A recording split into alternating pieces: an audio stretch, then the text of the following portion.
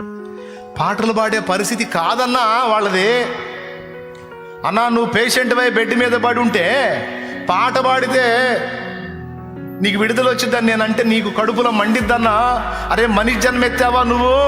అరే మాట కూడా రాక నేను సస్తంటే పాట పాడమంటావు. నువ్వు మనిషివా పశువురా అని అడుగుతావన్నా నన్ను నువ్వు.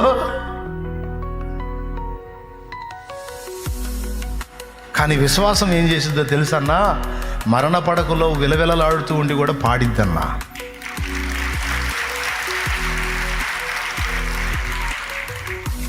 కఠినమైన శ్రమలలో కుమిలిపోవాల్సిన వేళలో కూడా సమస్యలను దేవునికి చెప్పి పాడిద్దన్నా పాట. అదన్నా విశ్వాసం. సంఖ్యలలోంచి విడుదల పొందకముందే ప్రార్థన చేసి ప్రార్థన దేవుని చెంతకు చేరిందని విశ్వసించి ఇక విడుదల రాకమునిపే వచ్చిందని నమ్మి సంతోషముతో వారు కీర్తనలో పాడుచున్నారన్నా. అక్కడ విశ్వాసం క్రియాత్మకమైందన్నా. అందుకొచ్చిందన్న శక్తి విడుదలై బంధకాలు పెట పెట పెట పెట. వాళ్ళ బంధకాలే కాదు, వీళ్ళతో ఏకీభవించిన వాళ్ళ బంధకాలు, అందరి బంధకములు ఊడేను అని రాస్తుంది అక్కడ.